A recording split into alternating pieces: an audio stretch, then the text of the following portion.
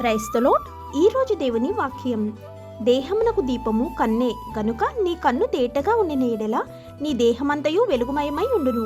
మత్తయి సువార్త 6వ అధ్యాయం 22వ వచనం.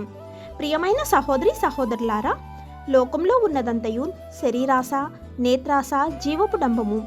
వ్యర్థమైన వాటిని చూడకుండా నా కన్నులు త్రిప్పివేయము. మన కళ్ళు పవిత్రంగా ఉంటేనే మన దేహమంతా వెలుగుమయమై ఉంటుంది.